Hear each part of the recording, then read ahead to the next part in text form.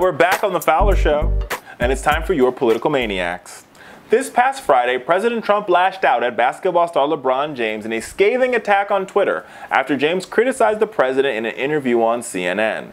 In a wide-ranging interview with Don Lemon, James spoke about a new school for at-risk children that he helped open in Akron, Ohio.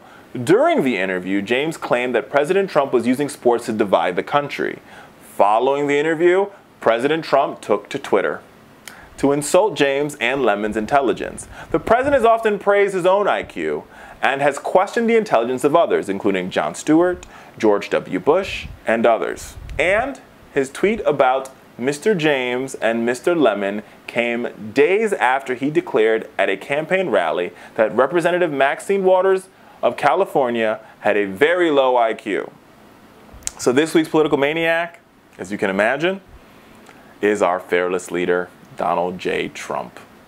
Let's take a listen to, before we get there, let's take a listen to Don Lemon responding to President Trump's tweet. And here's what President Trump said, so you have some context. LeBron James was just interviewed by the dumbest man on television, Don Lemon. He made LeBron look smart, which isn't easy to do. I like Mike. Now let's listen to let's listen to Don Lemon and respond to President Trump on his show. Let me not mince words here. This president traffics in racism and is fueled by bullying, from keeping children at the border in cages to bullying journalists at every one of his rallies and every chance he gets. President Trump is trying to divide and conquer strategy here, and here's how it goes. He divides by race and tries to conquer decency by smearing and besmirching the truth and the people who fight to uphold it. Now, so that sets it up for you, right? So now if you were unclear, the Mike he's talking about is Michael Jordan.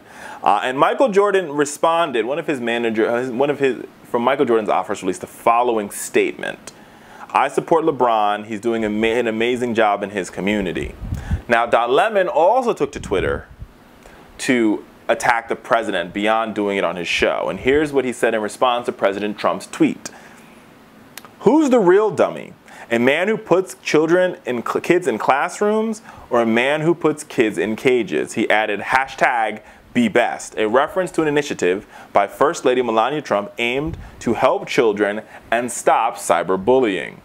America, the shade is real, and it is hot outside. Hell, it's hot in the damn kitchen.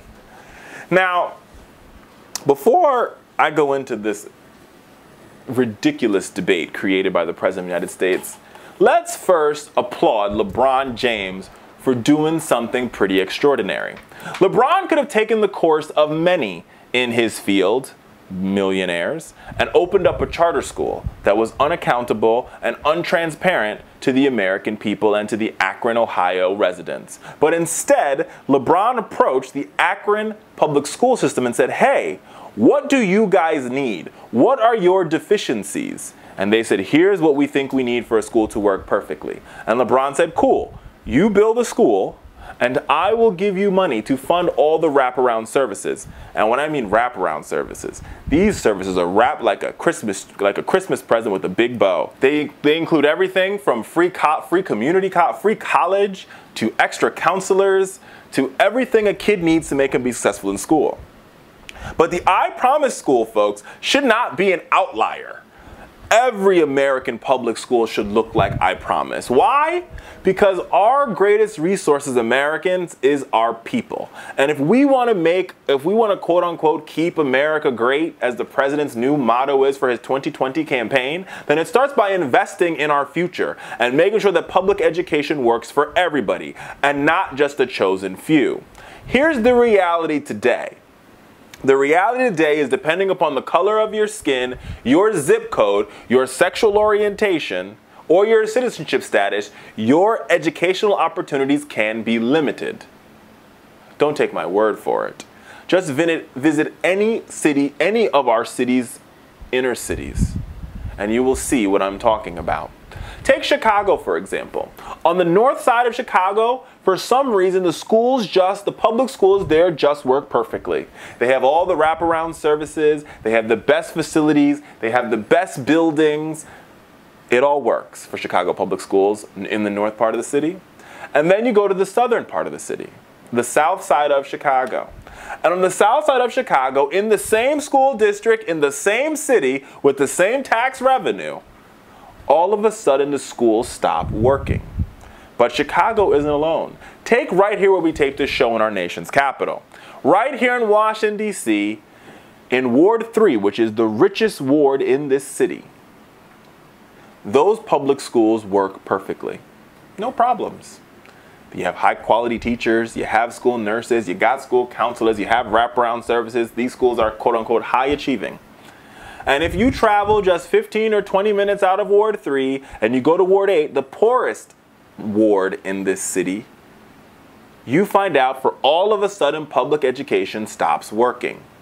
LeBron saw this problem, like many of us do, and he said, we need to fix this. And how we fix this is by giving the most vulnerable, the most at risk, the most resources. And so the kids that come out of I Promise, oh, they're going to be brilliant. They're going to be bright. And they're going to be an example of what can be done when public schools work. Sadly, Betsy DeVos, our Secretary of Education, missed that memo.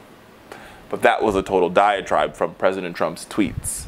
So instead of the president praising LeBron James for doing something amazing for his community, for quote-unquote trying to make Akron great, the president took to Twitter to slam LeBron James. And if you ask the president and his people, he would say, oh, well, LeBron attacked him first.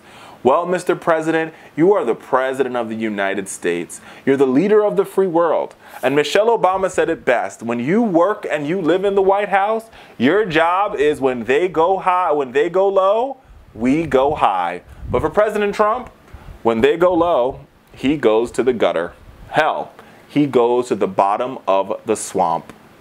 And so in attacking LeBron James, this president once again fueled the flames of hate and fueled the flames of animosity that exist between him and the African-American citizens that live in this country. Because an attack on LeBron James to many African-Americans is an attack on them.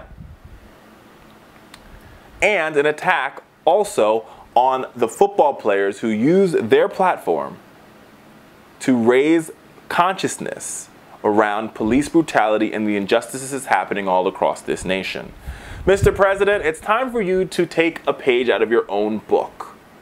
Some of the best negotiators in the world will tell you this. One of the critical skills in negotiating is being a good listener. And Mr. President, as my mother would say, it seems like you have taken sticks and you've put them in their ears and you have refused to listen to the cries of sports athletes and folks saying that your rhetoric doesn't seem to bring America together. You can't blame the fake news media for the fact that you're dividing this country. And your attack on LeBron James and Don Lemon speak to that.